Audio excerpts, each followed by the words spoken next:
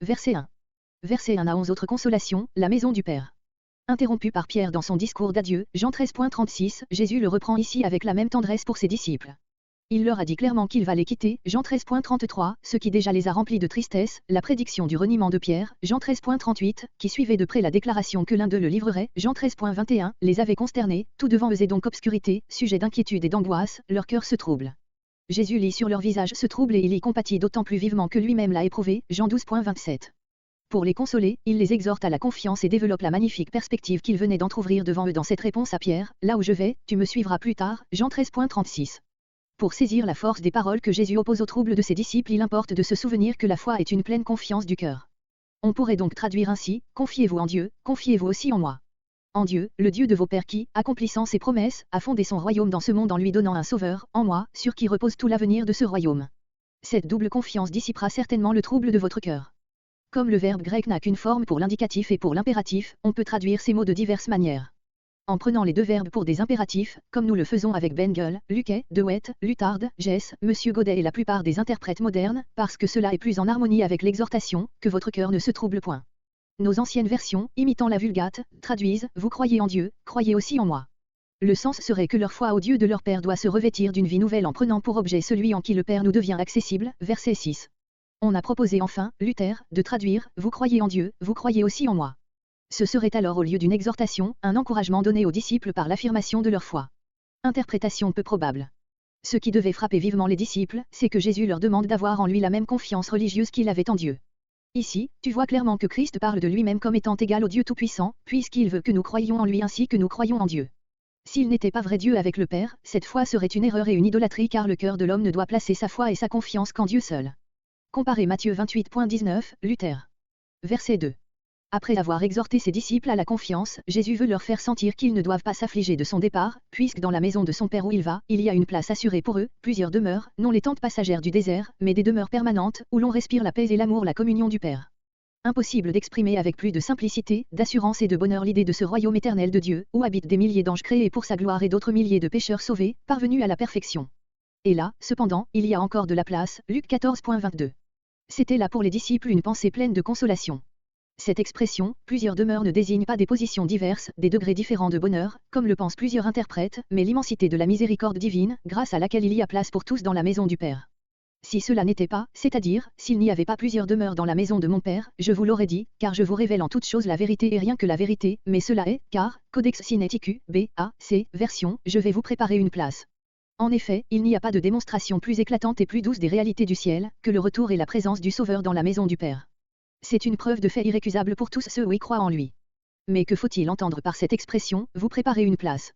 Tout d'abord, c'est le Sauveur qui, en retournant, après avoir achevé son œuvre, dans la maison du Père, en ouvre l'accès à ses rachetés.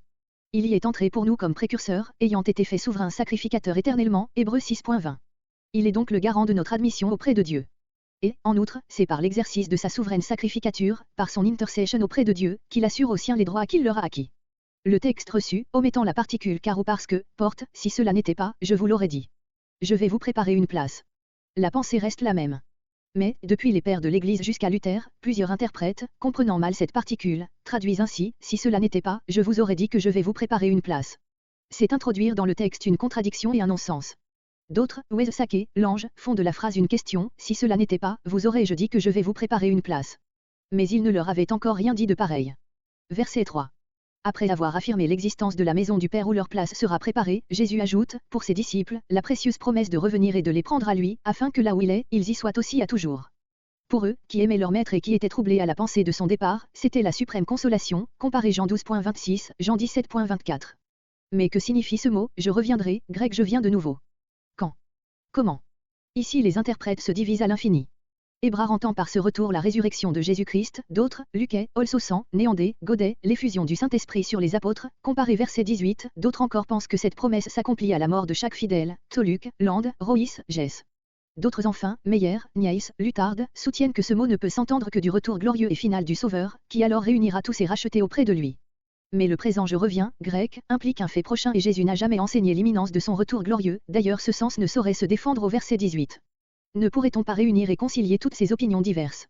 N'y est-on pas invité par ce verbe au présent, je reviens? Ce mot, dit Stier, embrasse toute l'œuvre puissante du Sauveur, qui commence avec sa résurrection et qui s'achève par son retour au dernier jour. Si les disciples avaient pu comprendre alors cette grande parole, comme ils la comprirent plus tard, il est sûr qu'il y aurait puisé une consolation puissante. Verset 4.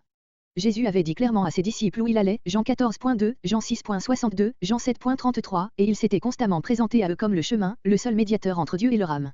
Ils pouvaient donc savoir et le but et le chemin. Mais la question de Pierre, Jean 13.36, et l'objection de Thomas, verset 5, montrent que cette connaissance était encore bien obscure.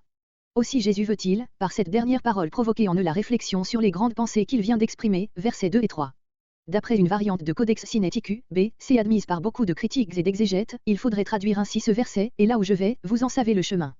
Mais le texte reçu qui se fonde sur A, D, la plupart des versions est plus approprié à la pensée de Jésus. Verset 5. Grec, comment savons-nous le chemin? Le texte reçu porte, et comment pouvons-nous savoir le chemin? Thomas est l'homme positif qui n'admet rien que sur des preuves évidentes et est par là même enclin au doute, au découragement, Jean 11.16, Jean 20.25. Il interrompt Jésus par cette brusque déclaration qu'il ne connaît ni le lieu où il va ni par conséquent le chemin. Après les dernières paroles de Jésus, versets 2 et 3, il en savait, plus qu'il ne veut dire, mais il ne le croyait pas. Verset 6. La raison humaine cherche toujours au loin ce que la parole de Dieu lui présente tout près.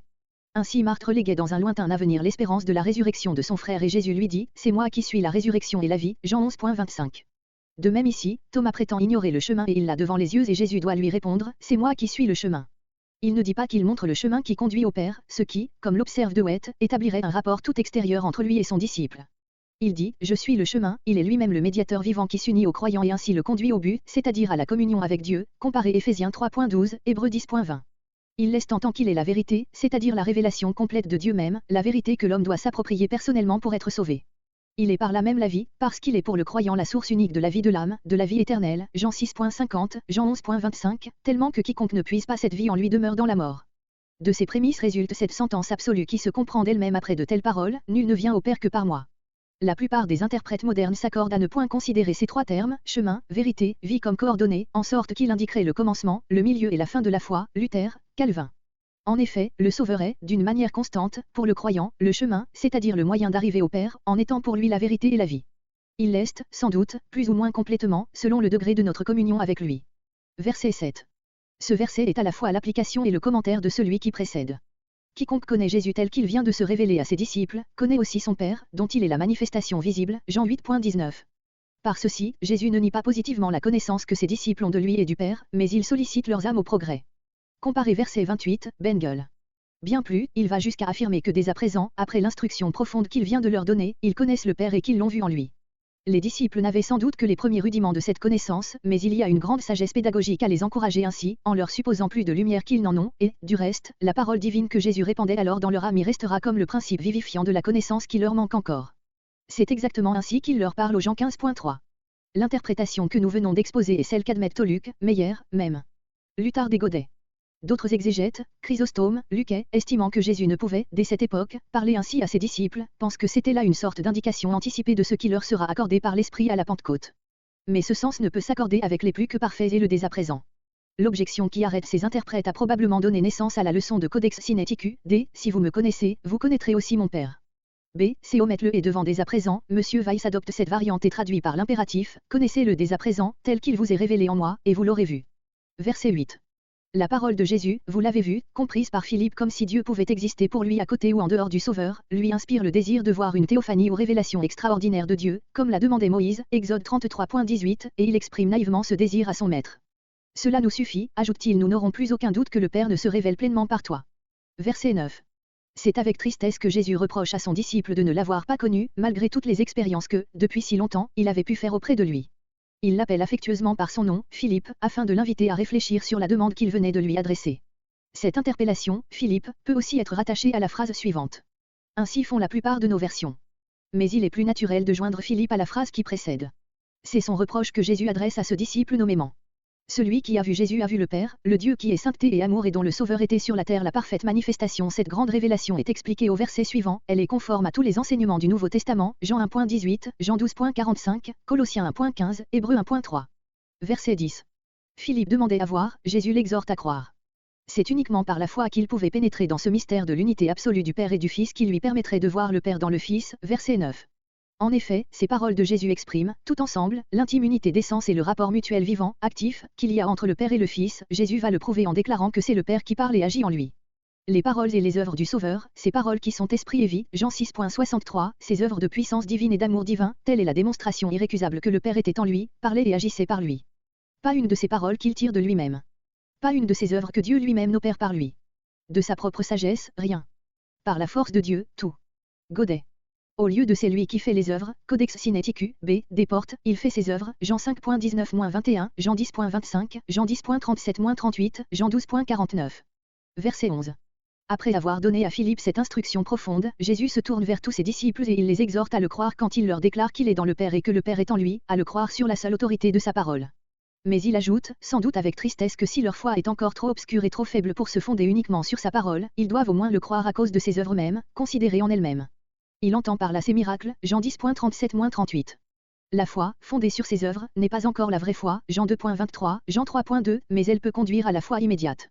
Au lieu de traduire, croyez-moi que je suis, c'est-à-dire, quand je vous dis que je suis, on peut traduire aussi, croyez-moi, parce que je suis dans le Père et que non seulement mes paroles, mais toute ma manière d'être, ma sainteté parfaite et mes œuvres, verset 10, attestent que le Père est en moi, sinon, si vous n'avez pas assez de discernement spirituel pour le reconnaître en moi, croyez du moins à cause des œuvres mêmes.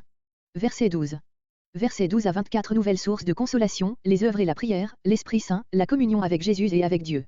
Jésus revient ici au discours plein de consolation qu'il adresse à ses disciples au sujet de son départ, verset 1 et suivant, et dans lequel il a été interrompu par Thomas, verset 5, et par Philippe, verset, émoticône n'en croyant pas ses yeux, et comme il leur a montré, en répondant à la requête de celui-ci, que le Père se manifestait pleinement en lui dans ses paroles et dans ses œuvres, verset septembre 2011, il leur fait maintenant une magnifique promesse qui, en se réalisant, leur donnera de sa divinité et de la pleine révélation de Dieu en lui une preuve propre à créer une intime conviction, c'est que celui qui croit en lui fera lui aussi les mêmes œuvres et en fera de plus grandes encore. Il promet avec une autorité solennelle, en vérité, la communication de l'Esprit et des grâces qui en résulteront pour les disciples, verset décembre 2024. Cette promesse, en même temps, ajoute à la perspective encore éloignée de la réunion dans la maison du Père, versets 1 à 3, celle d'une prochaine réunion en esprit, les disciples reverront bientôt le Sauveur qui va les quitter pour s'en aller au Père, versets entre 18 et 19. Que faut-il entendre par ces œuvres semblables à celles du Sauveur et plus grandes encore, qu'accompliront ceux qui auront cru en lui? Ce ne sont sûrement pas des œuvres extérieures, des miracles matériels, plus étonnants encore que les siens comme l'ont cru quelques exégètes, mais bien des miracles spirituels, que les apôtres feront, quand leur parole, animée de l'Esprit de Dieu, régénérera les âmes, fondera l'Église et portera la lumière et la vie au milieu de toutes les nations. Le livre des Actes est le commentaire de cette parole. Meyer. Ces œuvres plus grandes, Jésus lui-même ne pouvait les faire, parce que, l'Esprit n'était pas encore, Jean 7.39. Mais bientôt elles seront possibles et se produiront réellement, dit Jésus, parce que je vais au Père. Quand il aura repris possession de sa gloire et que toute puissance lui sera donnée au ciel et sur la terre, Matthieu 28.18, il accomplira lui-même dans ses disciples la parole qu'il prononce. Il le fera en répondant à toutes leurs prières, versets entre 13 et 14, et en répandant sur eux le Saint-Esprit de la Pentecôte, versets entre 16 et 17. Verset 13. Cette promesse est encore dans un rapport immédiat avec la parole précédente, parce que je m'en vais au Père. Aussi la plupart des interprètes modernes, peut-être avec raison, font-ils dépendre encore la seconde proposition du parce que, ils traduisent, et que tout ce que vous demanderez en mon nom, je le ferai. Les disciples restent avec Jésus dans un rapport plus intime et plus vivant que jamais. Eux, sur la terre, prient en son nom et lui leur accordent toutes leurs demandes, grec, moi, je le ferai. Grâce à son action puissante, ils accomplissent ses œuvres et même de plus grandes, afin que le Père soit glorifié dans le Fils, voir Jean 13.32, note.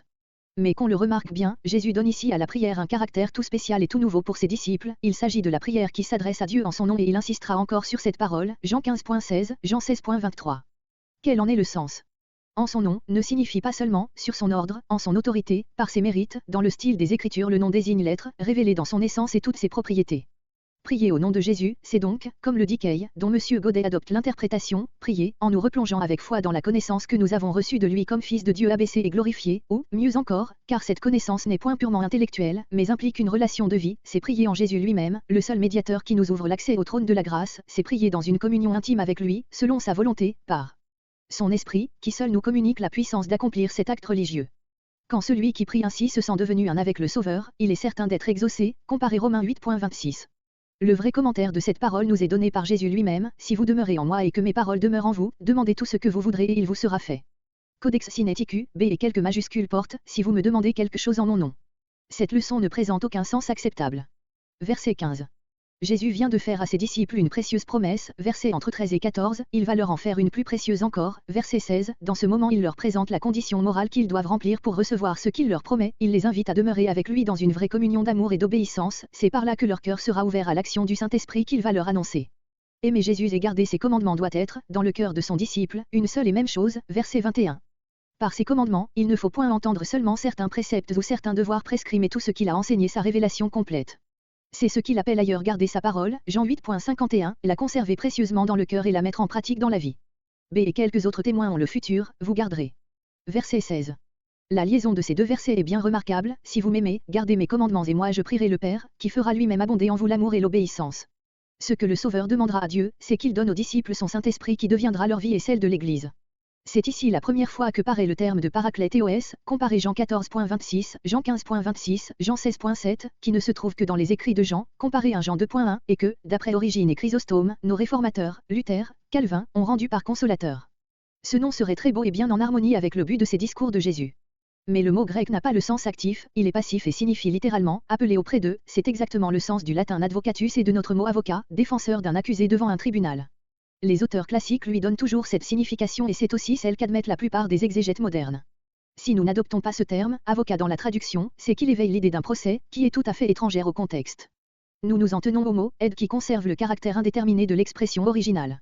Ce que Jésus demandera au Père, en leur faveur, c'est donc un autre soutien, toujours à leur portée, toujours prêt à venir à leur aide, au premier appel, dans leur lutte avec le monde.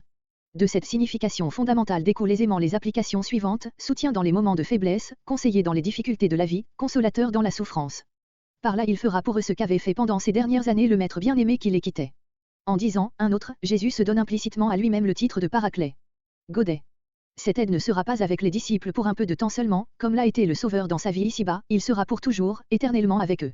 Verset 17. Les mots, l'esprit de vérité, indiquent quelle est l'aide que Jésus annonce à ses disciples.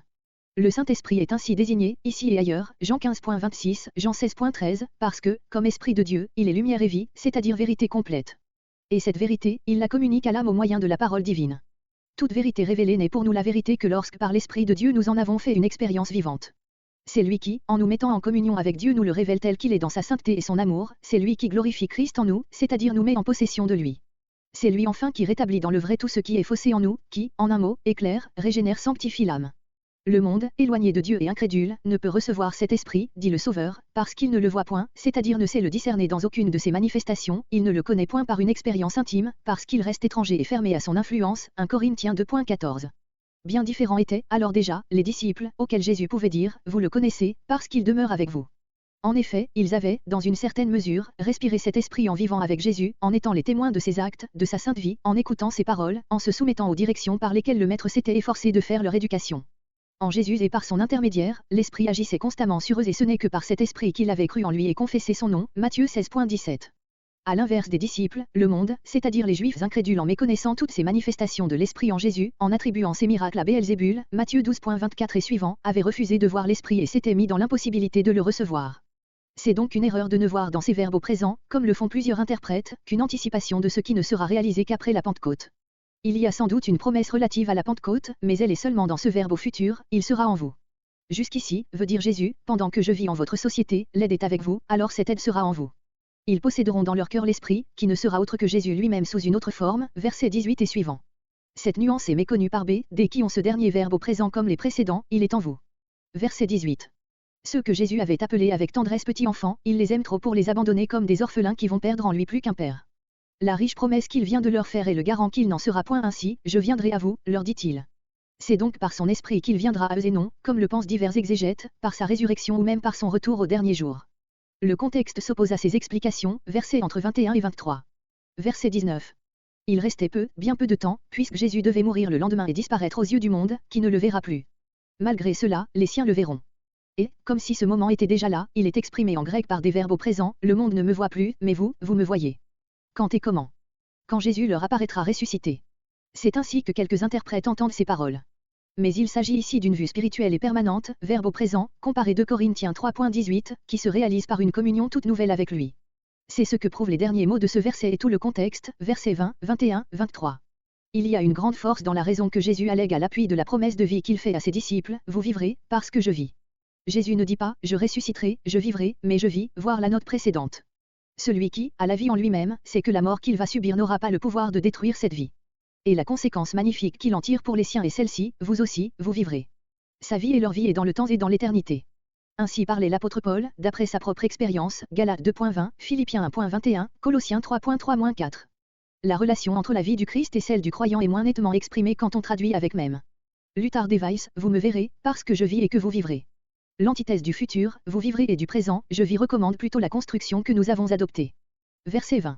En ce jour-là, date précise qu'il ne faut pas rendre incertaine et vaine par de fausses interprétations, c'est le jour de l'effusion de l'esprit de lumière et de vie, la Pentecôte. En ce jour, les disciples connaîtront, par cet esprit et par leur expérience personnelle, d'abord, l'unité de Christ avec son Père, qu'il leur a si souvent affirmé, Jean 14.10, Jean 14.28, ensuite, ils feront l'expérience toujours plus intime de leur communion avec le Sauveur en qui ils vivent et qui vit en eux. Cette relation nouvelle dans laquelle ils seront avec Jésus leur fera comprendre la relation de Jésus avec le Père, ils comprendront, ce qu'ils n'avaient pu saisir encore, verset septembre 2011, que le Père est dans le Fils. Dans ce double rapport si intime et si profond que Jésus exprime avec tant de simplicité, moi en mon Père, vous en moi et moi en vous, les disciples ont toute la révélation de l'immense amour de Dieu manifesté en Jésus, verset 21. Verset 21. Ce verset développe le précédent et en précise le sens. Qui sont ceux à qui Jésus a dit, vous connaîtrez?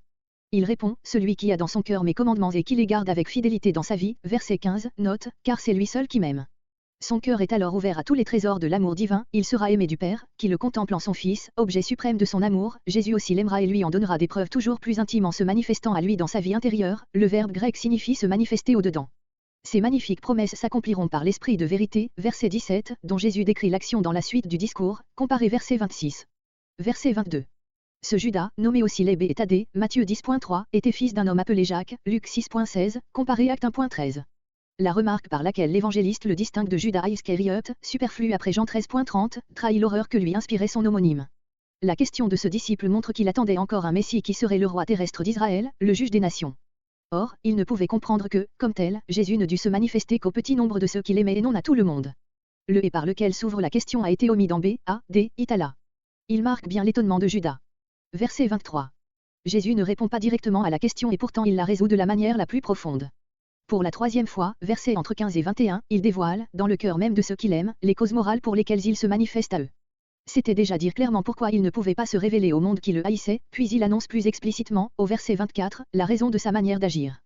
Mais ici, aux grandes promesses qu'il venait de faire aux siens, versets entre 20 et 21, Jésus ajoute la déclaration expresse que la communion de l'âme avec Dieu résulte de son union avec lui, Jésus, nous viendrons à lui et nous ferons notre demeure chez lui. Dieu avait établi sa demeure visible au milieu d'Israël, Lévitique 26.11-12, Ézéchiel 37.26-28, il avait habité au milieu de son peuple par la parole faite chair, Jean 1.14, maintenant il promet de faire de chaque fidèle sa demeure, même mot qu'au verset 2, son tabernacle, son temple, 1 Corinthiens 3.16, 1 Corinthiens 6.19. Ce n'est plus la manifestation extérieure de la majesté divine, mais la révélation intime de la grâce.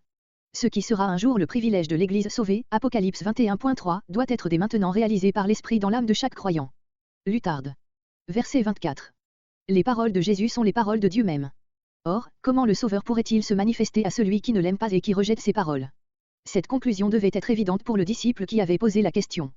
Verset 25. Il y a évidemment ici une pause dans le discours, comme l'indiquent ces mots qui ont l'air d'un résumé, je vous ai dit ces choses, verbe au parfait. Jésus jette ainsi un regard en arrière sur les grandes cancellations qu'offre aux siens l'espoir de la réunion future dans la maison du Père, verset 1 et suivant, et la perspective de son retour prochain par le Saint-Esprit, verset 12 et suivant. En même temps, ces mots, pendant que je demeure avec vous, font pressentir son départ si prochain. Mais, se hâte-t-il d'ajouter, voici un puissant secours qui pourvoira à tout dans votre vie intérieure et dans vos travaux, verset 26. Verset 26. L'aide, verset 16, note, venait d'être désigné comme l'Esprit de vérité, verset 17, ici Jésus le nomme l'Esprit Saint. C'est que la vérité divine n'est jamais, dans les Écritures, une froide doctrine destinée à éclairer l'intelligence seule, elle est une vie qui pénètre la conscience et le cœur et les sanctifie. En effet, l'Esprit qui crée cette vie en nous est saint, comme Dieu est saint. Cet esprit, mon Père l'enverra en mon nom, dit Jésus. Qu'est-ce à dire? Explications diverses, parce qu'il prendra ma place auprès de vous, parce que les disciples demandent l'Esprit au nom de Jésus, verset 13, parce que Jésus le demande pour eux, verset 16, parce qu'il glorifiera le nom de Jésus qui est la source unique du salut, parce que le Père envoie l'Esprit à ceux qui aiment Jésus et que Jésus aime, verset 23. Ne peut-on pas réunir les éléments de vérité qu'il y a dans ces interprétations, en disant que le nom de Jésus est celui du médiateur par lequel seuls les croyants reçoivent toutes les grâces de Dieu et spécialement le don du Saint-Esprit? Cet esprit vous enseignera toutes choses, c'est-à-dire, toutes les vérités relatives au salut, Jean 16.13, et, pour cela, il vous fera ressouvenir, il rendra lumineuse et vivante en vous toutes les choses, toutes les paroles que je vous ai dites. L'Esprit fait ressouvenir non seulement par la mémoire, mais par le cœur. De cette double déclaration de Jésus il résulte que l'Esprit n'enseigne point des choses étrangères à la parole du Sauveur, il enseigne, au contraire par cette parole. Il enseignera le nouveau, dit M. Godet, en rappelant l'ancien et rappellera l'ancien en enseignant le nouveau.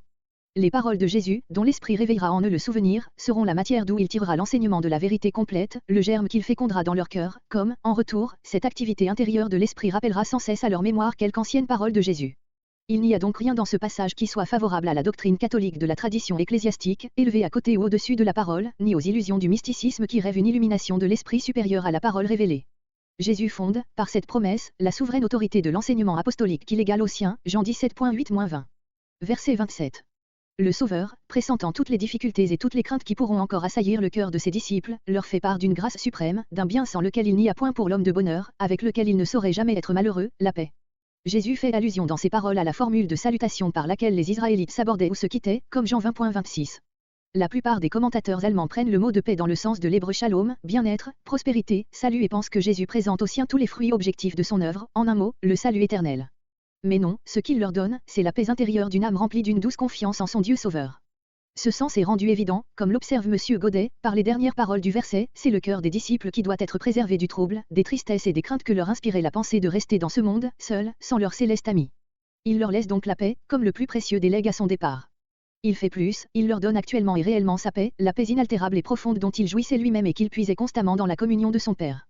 C'est ainsi qu'il leur fera part encore de sa joie, Jean 15.11, Jean 17.13, car tout ce qui est à lui appartient à ses rachetés.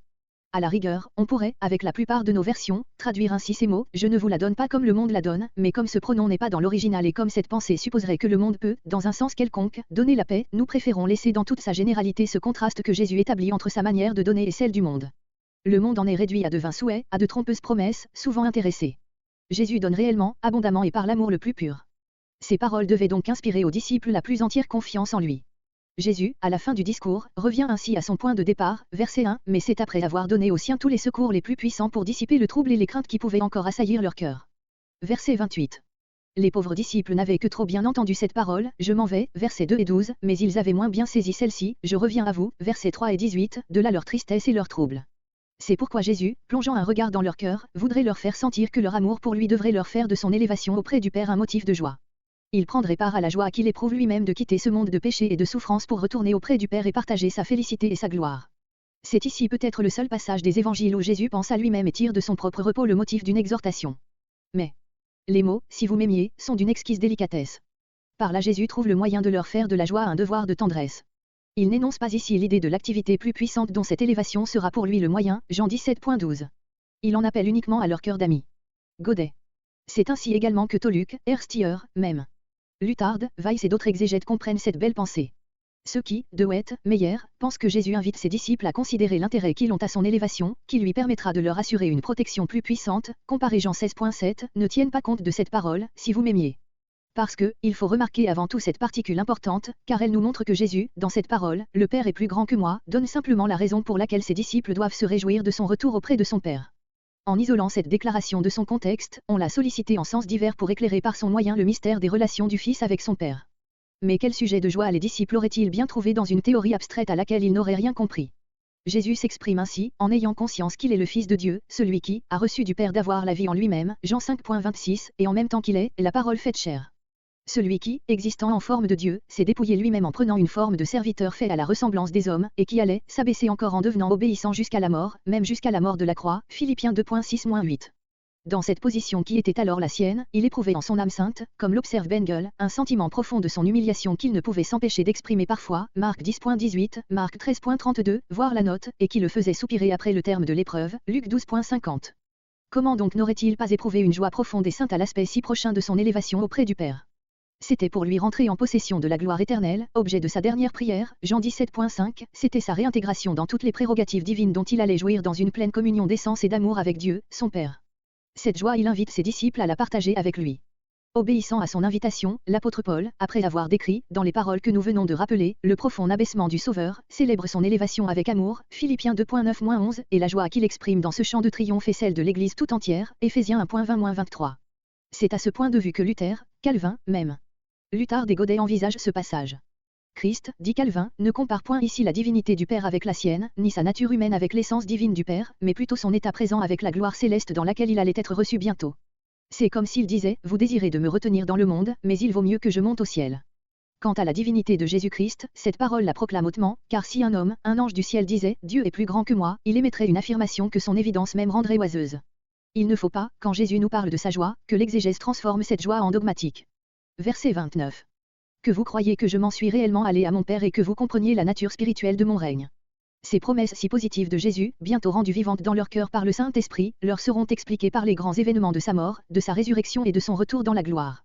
Alors ils croiront. Verset 30. Le prince du monde, Jean 12.31, note, vient, s'approche.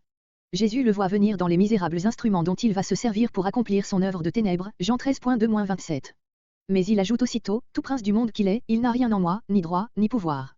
La mort même à laquelle Jésus va se soumettre sera parfaitement libre et volontaire, Jean 10.18, ce sera le sacrifice de son dévouement et de son amour. Pour parler ainsi, il fallait que Jésus eût la conscience de sa parfaite sainteté. Verset 31. La mort libre et volontaire du Sauveur fera connaître au monde que le Fils aime le Père et agit selon son commandement.